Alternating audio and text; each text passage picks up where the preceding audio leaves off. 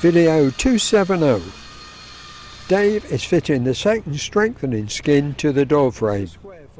Brad has more progress on the David Brown tug tractor. The wing support jig is now complete and they started removing all of the ribs.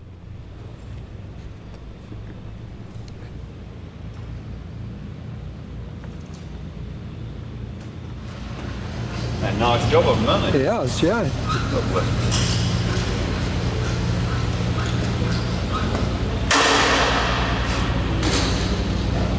Are the colours both the same, both sides? Yeah. Well, we're going to see some of this from the inside, but all on the outside of it just married, so it doesn't really matter. So which one you put in on first? I'm going for the aft one first, get that one out of the way then. And once I've got that on, then somebody can start drilling the skins off for that side. Yeah. Outside of the door anyway. So that's the first one, is it? Yeah, started these last week. Two skins to go this side of the door. I've partially drilled them off up to there, and these two skins slide underneath there. So once they're in, I can pin this back on and drill the rest of that. Yeah. It's progressing slowly now, isn't it? Getting. Yeah. Oh. Did you have it on?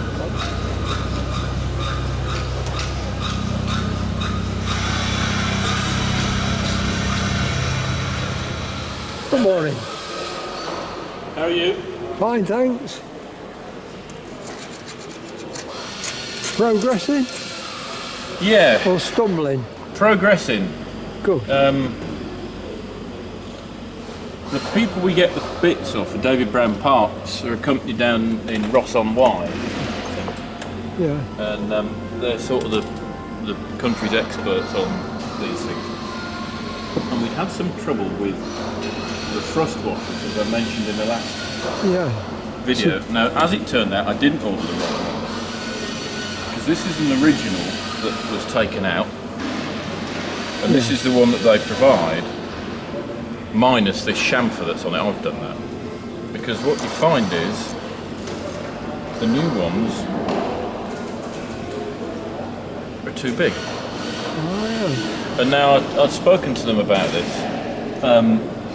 And the chap who I was dealing with, a chap called Peter, said that he's never seen it.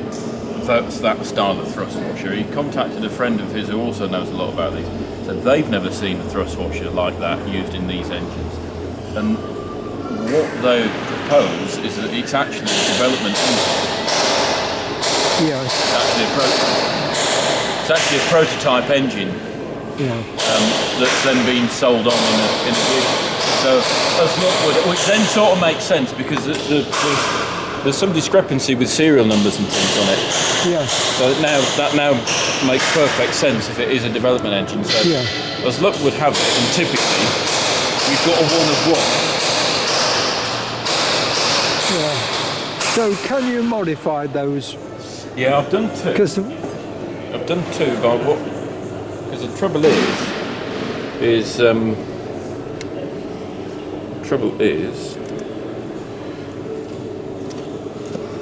what ends up happening is because they're a bit too deep, the radius on the crank fouls it, and you can't actually get the caps on. It doesn't sit down at all. So I've just taken out the inside of the washer. Yeah. Just polished it, until we've got it like that. After consulting the David Brown. Yeah, they advise that, do they? And having spoken to people here, so they will just do that. And that they appear to fit all right now. So. How many of those have you got? Is there just one thrust washer either side? Well, they're in the symmetrical halves. Oh, yeah. And you get two bottom, two top, so there's four altogether. Four altogether. The bottoms are done, I'm just doing the tops. Yeah. And they all fit in the centre, do they? Centre bearing? Yeah, they just sit in the centre, yeah. The tops obviously sit in the top cap, like so. And that little tang stops them from turning when they crank when it. it's And then the bottom ones. So the only actual main is the thickness of the material is the main measurement on that. You could quite easily, as you are doing, adapt it. Yes, go round. I took a little bit off the back of it because they're a little bit thick. Oh, they are too thick as well. They're a little bit too thick. They're only a thou or two too thick, but they're still too thick. Yeah. Because when I measured everything up and then did the calculation, there would have been 0 clearance. Oh, yeah. So you're supposed to have 2 thou. Yeah. So. 2 thou on each section, or 2 thou on their total. Total. Yeah. As long as it can be a little bit over it, it's not a problem.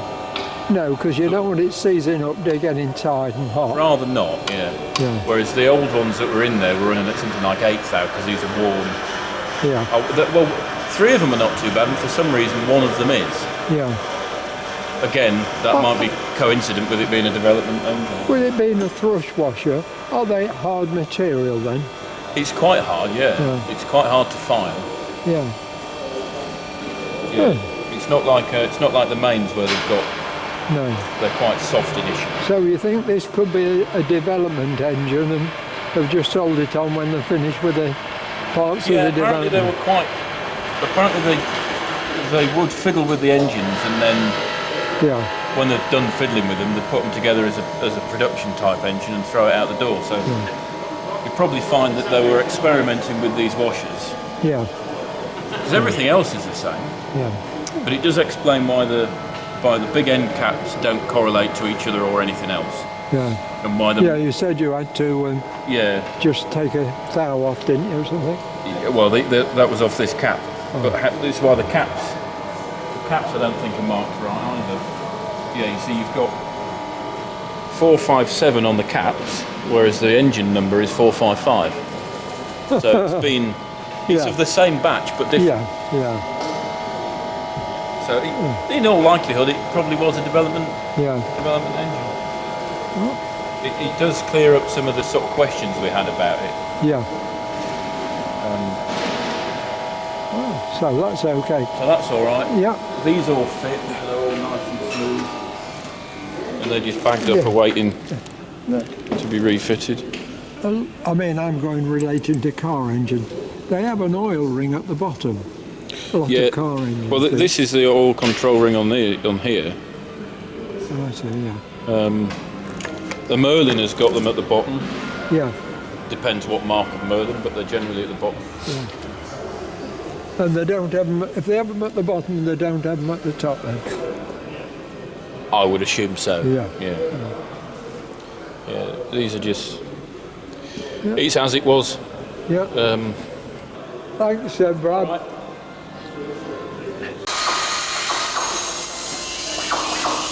This is the adjustment pedestal for the wing jib. There's one either side each support, and there are 2 supports.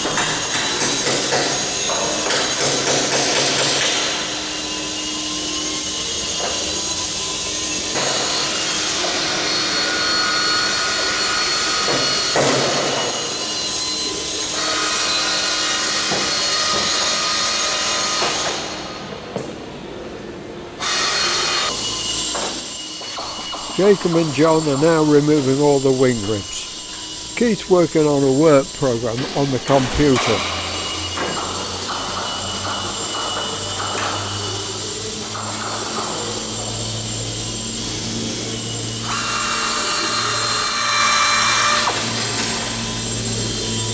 Morning, John. You got your supports all right fitted?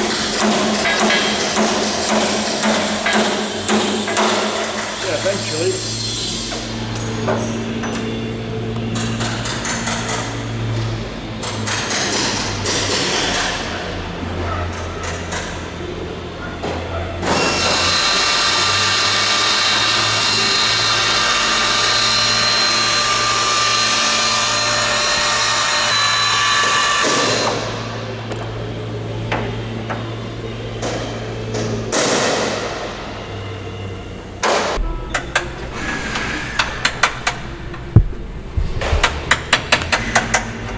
Delicate operation there, Jacob. Very, yeah. Drilling out the tails because we can't really get at the heads very easily. We have to drill the tails because we can't get at the heads. No. And you got your first one out, have you? Yeah, rib 21 came out. It's up on the shelf there now. Yeah. Is it got to be inspected? We've got to take it completely apart. Yeah. Oh, you got, because it's a twin one, isn't it? Double skin. Yeah, but there's all these different parts to it as well. It's made up of lots of different sections. Oh, I see, yeah. Because you've got a joining plate here. Right. So you've got a join it. So, oh, I see, there's a joining plate. Yeah, so I didn't see that these before. bits are two different pieces. And if you come around this side, you can see there's the joining. Oh, yeah. So yeah, we've got to take the whole thing apart because there's lots of different components that make up this rib. And then these two that are further out have these strengthening pieces in as well. So running down there. Yeah. Oh, so you might be able to save some parts of it if it's not corroded. We'll just see what it's like once we get it stripped apart. down. Yeah. And whether the rivet holes have got too large. Yeah. So if you look down here as well, that's what having to drill out the tails. Yeah. Yeah, you've got handicapped here with an angle and that as well. Well, it's not too bad because I've got the 90-degree drill, so I can get it in quite close. But will you be able to knock that out all right from this side of it? should again, it's clearance because I can't get the hammer at it very easily.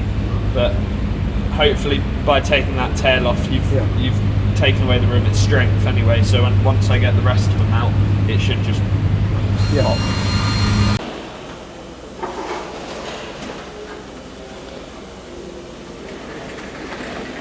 Those gusset plates down there,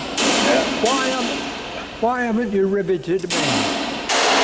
Because if I rivet them on now, when we come to rivet the skins up, it'll make it a bit awkward to get the riveting blocking, so then I'll put them on last thing really. When it's all done. I was just testing. Yeah, you knew really, didn't you? Yeah.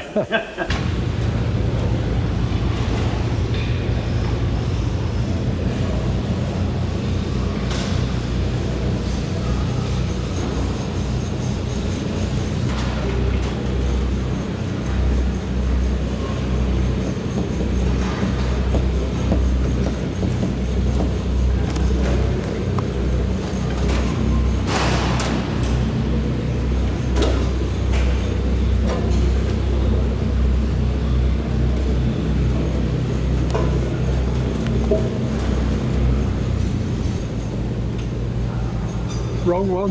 I was making sure the right one before I put all the yaxi on. Oh, of course, yeah.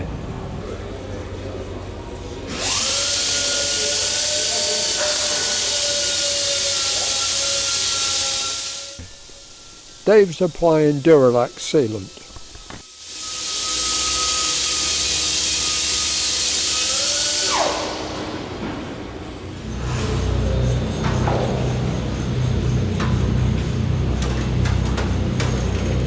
Sorry. Right, 2 seconds. I've done that.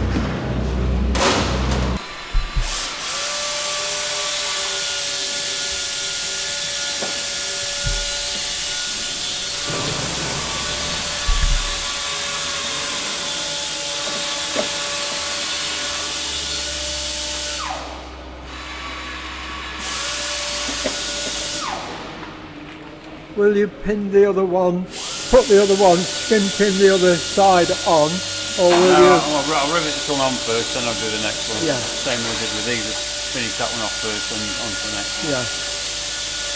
These will be the same countersunk rivet just to hold it in place. Yeah, little 3/3 inch stack rivet, yeah.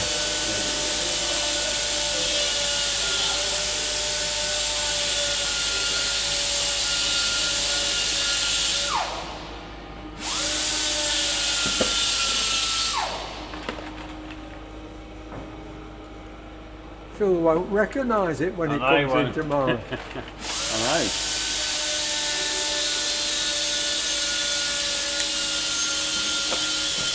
He's into his new project now with his laser for the control rod.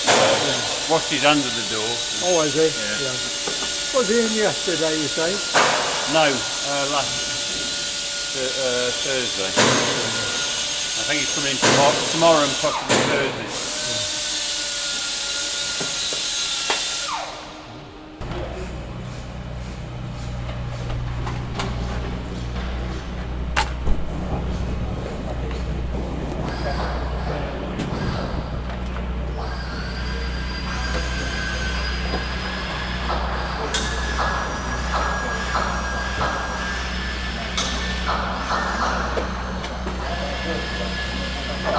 Do you ever find the frame has moved slightly with taking 2 sets of skins off and then putting them back on? No, keep everything nicked up anyway. No, it's all been fine.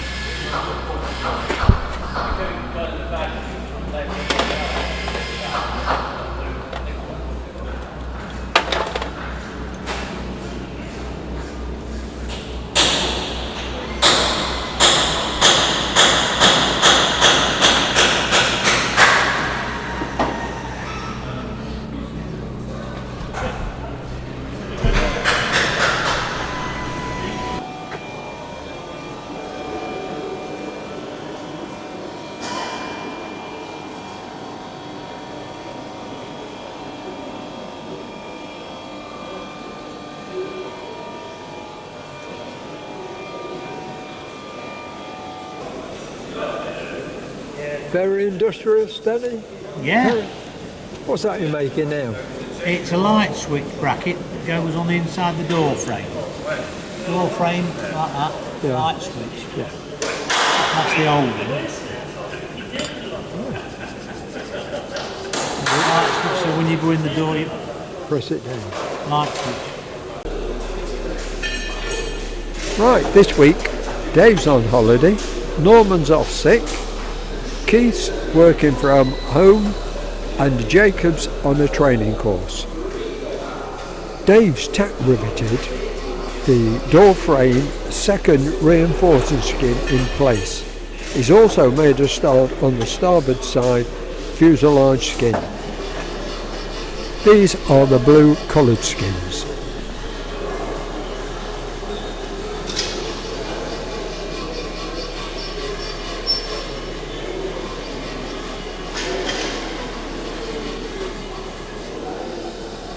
And that is the third skin, which will come to the end, pick up the rivet holes along here from the other side.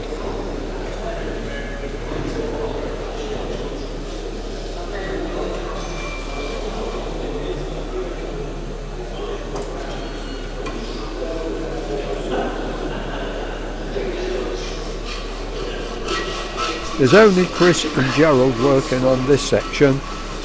John is taking rib 22 out of the wing. There's our Gerald working away. Yes, it's all Isn't your twin with you this morning? Nope, just me and Chris. Oh, That's that's it. all. Norman didn't make it then. No, he's on his sick bed somewhere. Oh, Yeah. and nobody will know why they've taken that piece of skin off, will they? Oh, We were asking that this morning. yeah. It's Phil here. No. Oh, because I thought he might have taken it off to put his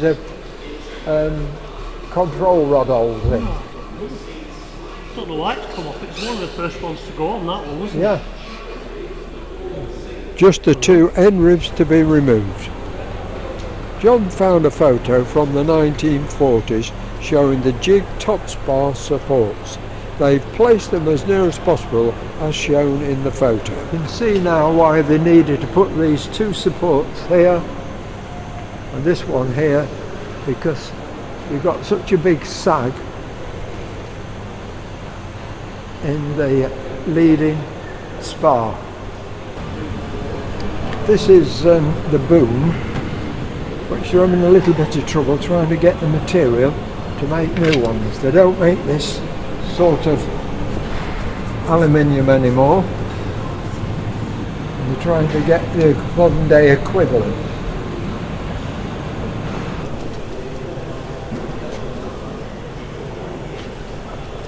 This is where they put these bolts through to secure it into the jig. Two either side and two either side up there.